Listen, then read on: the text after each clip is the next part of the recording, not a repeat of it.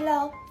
សួស្តីអ្នកនរខ្ញុំរ៉េលីថ្ងៃនេះគឺខ្ញុំមានវិធីរបត់ចង់លើកឡើងមកនិយាយទៀតហើយថាហេតុអីបានយើងទាំងអស់គ្នាអត់គួរខ្មាស់នឹងប្រដាប់ភេទរបស់ខ្លួនឯងទេនៅពេលដែលយើងខ្មាស់វានឹងមានរឿងអីកើតឡើងយើងមិនព្រមទទួលនៅចំណេះដឹងថ្មីតាក់ទងទៅនឹងប្រដាប់ភេទរបស់យើងមិនថាជំងឺថែរក្សាសុខភាពហើយនឹងអារម្មណ៍ផ្លូវភេទតាក់ទងទៅនឹងប្រដាប់ភេទរបស់យើងទេយើងអត់ព្រមយល់តែម្ដងហើយមួយទៀតគឺយើងអត់ហ៊ានទៅជួបពេទ្យបើមិនចឹងទេគឺអត់ហ៊ានទៅនិយាយជាមួយនឹងឪពុកម្ដាយជាមួយនឹងគ្រួសារបងប្អូនសាច់ញាតិគឺអត់ដែរមានបញ្ហាអីក៏ដែរទៅប្រាប់ណាគេទាំងអស់មានបញ្ហាគឺលាក់ទុកនៅក្នុងចិត្តហើយទៅសួរអ្នកដទៃដែលយើងអត់ដែរស្គាល់គ្នាខ្ញុំឃើញករណីហ្នឹងច្រើនមែនតើខ្ញុំមានករណីថាមានគេមកសួរខ្ញុំអញ្ចឹងណាគាត់ថាគាត់ហ៊ានជាមួយម៉ាក់គាត់ហ៊ាននិយាយជាមួយនឹងគ្រួសារគាត់ប្រាប់ទៅខ្លាចអៀនមាត់ច្រើនអត់ហ៊ានទៅពេទ្យមកសួរខ្ញុំវិញហើយគាត់ទៅយក account ដែលអត់មានមុខគាត់មកសួរខ្ញុំសូម្បីតែមិត្តភក្តិរបស់គាត់ក៏គាត់ហ៊ានទៅពិភាក្សានិយាយរកដំណោះស្រាយដែរគឺមិត្តភក្តិគាត់អាចនិយាយថាមិត្តភក្តិគាត់គឺប្រកាន់នៅការដែលនិយាយតាក់ទងទៅនឹងរឿងប្រដាប់ភេទហើយនឹងសុខភាពផ្លូវភេទ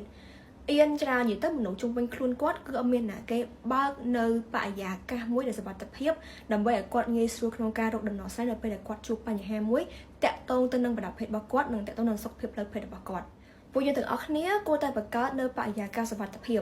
នៅមិនថានៅក្នុងគ្រួសារនៅក្នុងរង្វង់មិត្តភ័ក្តិឬក៏នៅបណ្ដាញមួយណាឯងធ្វើមិនឲ្យមនុស្សដែលជួបបញ្ហាហ្នឹងគឺគាត់អាចទៅរកដំណោះស្រាយបានបើសិនជាយើងយកវប្បធម៌ហើយនឹងភាពអៀនខ្មាស់ដាក់បាំងមុខយើងមើលអីឃើញទេដូចសំងដាក់បាំងមុខហ្មងដល់ពេលយើងមើលអីឃើញគឺយើងអត់ដឹងអីទេដល់ពេលអ្នកអត់ជួបបញ្ហាគាត់អត់អីទេប៉ុន្តែអ្នកជួបបញ្ហាគាត់នឹងអីហើយអ្នកជួបបញ្ហានឹងច្រើនអត់ច្រើនណាស់ក្នុងមួយជីវិតយើងក៏មានបញ្ហាតាក់ទងទៅនឹងសុខភាពផ្លូវភេទរបស់យើងដែរមិនថារាងកាយហើយនឹងអារម្មណ៍ផ្លូវភេទរបស់យើងទេអ្នកពេទ្យនៅស្រុកយើងដែលមានឯកទេសផ្នែកសុខភាពផ្លូវភេទហ្នឹងណាគឺមាន3ដែលខ្ញុំរកឃើញមួយគឺឆ្មបអង់គ្លេសគេហៅថា midwife 2គឺពេទ្យឯកទេសរោគស្ត្រីអង់គ្លេសគេហៅថា obstetrician ឬក៏ gynecologist ពាក្យកាត់គេហៅថា obgyn ទី3គឺពេទ្យរោគបុរសនិងតម្រងនោមអង់គ្លេសគេហៅថា urologist ប៉ុន្តែពេទ្យពីរទៀតដែលខ្ញុំរកអត់ឃើញនៅស្រុកខ្មែរប៉ុន្តែវាតាក់ទងទៅនឹងសុខភាពផ្លូវភេទដូចគ្នាពីរនឹងទៀតគឺមួយគេហៅថា pelvic physical therapist ហើយនឹងមួយទៀត sexologist ដែលយើងអាចហៅម្យ៉ាងមួយទៀត psychosexual therapist ពីរហ្នឹងគឺសំខាន់មែនតើតែបើអ្នកទាំងអស់គ្នាស្គាល់ពេទ្យណាដែលគាត់មានឯកទេសផ្នែកពីរដែលខ្ញុំបានលើកឡើងថាអត់មានហ្នឹងណាជួយ comment ប្រាប់ខ្ញុំផងខ្ញុំគិតថាតាក់ទងទៅនឹង physical pelvic therapist ហ្នឹងណាអាច physio therapist គាត់អាចធ្វើបានព្រោះនៅស្រុកយើងគឺមាន physio therapist ប៉ុន្តែខ្ញុំអត់ដែលឮគាត់និយាយតាក់ទងទៅនឹងគេហៅថា pelvic exercise សម្រាប់ឲ្យមនុស្សស្រីដែលគាត់ទៅតែកើតកូនហើយគាត់ទៅសម្រាប់កូនហើយអញ្ចឹងសាច់ដុំនៅអន្តរជាតិរបស់គាត់គឺចុះខ្សោយមែនតើហើយគេថាអាហ្នឹងគឺធ្វើឲ្យទ្វីមីរបស់គាត់នឹងរលុងដល់ពេលឲ្យនាំគ្នាទៅប្រើផលិតផលបតឹងអីចឹងទៅតែតាមពិតផលិតផលទាំងអស់ហ្នឹងគឺអត់មានជួយសម្រួលឲ្យយើងតឹងឡើងវិញទេមានតែការហាត់ប្រាណតែប៉ុណ្ណោះតែបើខ្ញុំថាមានតែការហាត់ប្រាណបើសិនជាយើងស្រាវជ្រាវចឹងគឺយើងដឹងហើយតែខ្ញុំនិយាយឲ្យស្រួលយល់ហ្មងណានៅពេលដែលយើងទៅហាត់ប្រាណអ្នកដែលគាត់ធ្លាប់ទៅជីនឬក៏លើកអីវ៉ាន់ធ្ងន់អីចឹងទៅយើងមានអារម្មណ៍ថាសាច់ដុំដៃយើងវារៀងឡើងក្តៅហើយតឹងដល់ពេលយើងតម្លាក់ចុះមានអារម្មណ៍ថាសាច់ដុំរបស់យើងវាចាប់ដើមឡើងហាប់អញ្ចឹងនៅពេលដែលយើងហាត់រាល់ថ្ងៃគឺសាច់ដុំយើងឡើងតឹងឡើងហាប់និយាយទៅឃើញស្អាតមែនតើអញ្ចឹងនៅកន្លែងតំបន់អង្គាហ្នឹងក៏ត្រូវការមានការហាត់ប្រាណដែរព្រោះនៅហ្នឹងគឺមានសាច់ដុំនៅពេលដែលយើងធ្វើកាយវិការកាន់តែច្រើនវាកាន់តែរឹងមាំនៅពេលដែលវារឹងមាំគឺយើងមានសុខភាពល្អងាយស្រួលយើងក្នុងការធ្វើកាយវិការអីចឹងទៅអញ្ចឹងបើសិនជាមានពេទ្យដែលគាត់ឯកទេសផ្នែក pelvic exercise ហ្នឹងណាគាត់ជួយ comment ប្រាប់ខ្ញុំផងខ្ញុំគិតថា physio therapist ប្រហែលជាគាត់អាចនឹងចេះផ្នែកហ្នឹងដែរព្រោះវានៅតែជាមួយគ្នាមិនសូវឆ្ងាយពីគ្នាប្រហែលទេអាពីរហ្នឹងណាព្រោះវាតទៅនឹងកាយសម្បទារបស់យើងអា mobility និង function របស់យើងអញ្ចឹងណាអូខេដើម្បីឲ្យបងស្រីដែលគាត់ទៅសម្រាប់កូនរួចគាត់បានទៅជួប therapist ផ្នែកហ្នឹងដើម្បីឲ្យគាត់យល់កាន់តែច្បាស់ថាប្រដាប់ភេទរបស់គាត់គឺមិនមែនរលុងទេអាចព្យាបាលបានដោយការហាត់ប្រាណបាន But mới tiết đầy nhóm thảo miền nắng á để cái hạt sexologist rồi có psychosexual therapist specialist ấy nắng á có cứ chui phía ba này aram chất bị chia nay aram phơi phê được bỏ dự cũng kết thả nắng ở sòng khăn á nè để tới chuột quạt nắng á cứ đây cô để quạt miền Tây nhé tại tôi nắng sọc cặp hiếp phơi phê hay nắng aram phơi phê bỏ quạt nơi chung mười đây ở đó cô đầu rồi có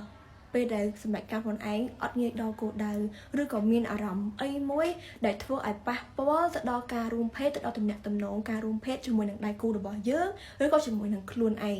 จังเยอะแต่จุกก็หนังใบรกดับหนอสไลการหัดไอ้บานได้ยมแจ๊หัดไอ้บานปนยมแจ๊หัดไอ้บานยมจังแต่ในสระขมายยังคือยมอัดเคยหมองอะยมอัดเคยหนักแค่ได้กวาดเลิกล้างแต่ต้นนึงอารมณ์ต่างอันนั่งไงเบิดแทนยัยคือยัยปีหึงจังเงือยัยปีเรื่องใดยังอัดปะบานรูปเรียงในขังกลางจังเงือใดยังเมื่อเคยสำราโกนมีนกอไอ้ใดยังอัดปะบานนั่งยัยจราน่ะปนใต้เตะตรงต้นนึงอารมณ์ไม่ psychology ไม่ mentality ในจุดวิเชียต่างอัดเตะตรงต้นนึงสกปรกเพลเพดอารมณ์เพลเพดคืออัดเซอร์เมียนเนี่ยเลิกลางใหญ่ให้จีบใส่คืออัดเมียนแปดแผนกหนึ่งเดียดเดี๋ยวไปให้ปัญญาแฮฟีหนึ่งเมียนนะหนึ่งเมียนจังนั่นแต่เนื้อขนมได้กูใส่แฮมวยเนื้อขนมได้กูว่ายังเนื้อจมูกมันเนี่ยแม่เนื้อทำปีเบชน้ำนะเถิดการเหมือนគ្នាហើយយើងរំពឹងទុកថាយើងនឹងនៅជាមួយគ្នារហូតដល់ចាស់ស្លាប់អញ្ចឹងរាប់ទៅវាចង់ចូល50ឆ្នាំជាងណាអញ្ចឹងរយៈពេលនៅជាមួយនឹងគ្នាយូរណាស់នឹងតើនឹងអាចមានបញ្ហាអីខ្លះនៅក្នុង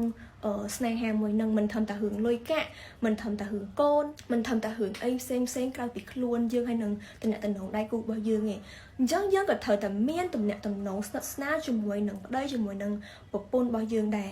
មិនអាចយើងខ្វល់តែរឿងផ្សេងយើងខ្វះពីថាផ្លិចគិតពីតំណែងដែលយើងធ្លាប់បានសាងជាមួយនឹងដៃគូរបស់យើងណាវាក៏តាក់ទងទៅនឹងអារម្មណ៍ផ្លូវភេទដូចគ្នាអញ្ចឹងនៅពេលដែលអារម្មណ៍ផ្លូវភេទមួយវាដើរអន្តឹមគ្នា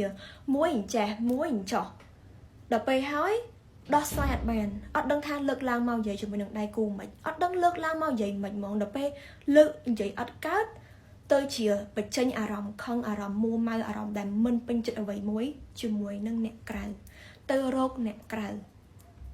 មិនថាប្តីមិនថាប្រពន្ធទេទៅរកអ្នកក្រៅបើមិនរកអ្នកក្រៅទេគឺអត់រួមភេទជាមួយនឹងគ្នាតែម្ដងព្រោះខាងប្រពន្ធគាត់អត់ព្រមប្តីធ្វើអីកើតដល់ពេលប្រពន្ធគាត់គិតថាអូនៅជាមួយនឹងប្តីស្រួលតែប្តីដល់ពេលគាត់មិនដែលទទួលបានអារម្មណ៍ល្អជាមួយនឹងប្តីផងគាត់នៅជាមួយធ្វើអីគាត់ធុញទ្រាន់គាត់អត់ចង់ធ្វើអីទាំងអស់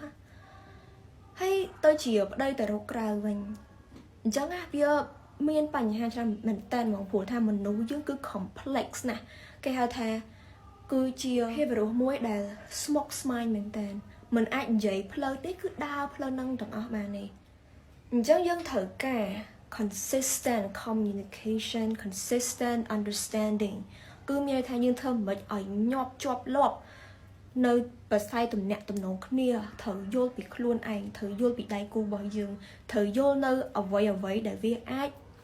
ពាក់ព័ន្ធទៅនឹងជីវិតរបស់យើងហើយនឹងដៃគូរបស់យើងអ្វីដែលខ្ញុំអាសាឃើញនៅស្រុកយើងណាជាមួយនឹងបារោះមិនថាគ្រប់គ្នាទេអាចថាមួយចំនួនចោះគាត់អត់រួមភេទជាមួយនឹងប្រពន្ធគាត់ទេគាត់ក៏រកប្រពន្ធគាត់រហូតដល់ថ្នាក់គាត់អាចមានអារម្មណ៍ផ្លូវភេទជាមួយនឹងប្រពន្ធគាត់មកគាត់គិតថាការរួមភេទហ្នឹងគឺធ្វើឲ្យប្រពន្ធគាត់អស់តម្លៃអញ្ចឹងគាត់អត់រួមភេទជាមួយនឹងប្រពន្ធគាត់ទេបើថាគាត់រួមភេទគឺរួមភេទដើម្បីតែបង្កើតកូនហើយដល់ពេលអញ្ចឹងគាត់ទៅរកក្រៅដល់ពេលប្រពន្ធចាប់បានមិនប្រពន្ធគាត់ប្រកាសជាឈឺចាប់ដែលប្តីក្បត់ប៉ុន្តែខាងប្រុសហ្នឹងគាត់អត់មានគិតអញ្ចឹងទេគាត់ថាគាត់គោរពខាងស្រីខាងប្រពន្ធគាត់ហ្នឹងមិនគាត់អត់រួមភេទជាមួយឃើញកន្លែងហ្នឹងអត់អាហ្នឹងបរោះប្រភេទហ្នឹងគេហៅថាមានជំងឺឬក៏បញ្ហាតាក់ទងទៅនឹង Madonna Whore Complex អាហ្នឹងវាអាចមានរឿងច្រើនទៀតមិនមែនធំតែប៉ុណ្្នឹងទេប៉ុន្តែខ្ញុំនិយាយតែប៉ុណ្្នឹងសិនដើម្បីឲ្យអ្នកគ្នាដឹងថាហេតុអីបានយើងមិនគួរខ្មាស់អៀននឹងប្រដាប់ភេទរបស់ខ្លួនឯងយើងបើកចិត្តទូលំទូលាយក្នុងការពិភាក្សាដើម្បីយើងអាចរកដំណោះស្រាយនៅពេលដែលយើងជួបបញ្ហាហ្នឹងមិនថាបញ្ហាអីក៏ដោយដែលតាក់ទងទៅនឹងប្រដាប់ភេទហើយនឹងអារម្មណ៍ផ្លូវភេទរបស់យើងអរគុណសម្រាប់ការទស្សនាវីដេអូមួយនេះខ្ញុំអេលីជួបគ្នា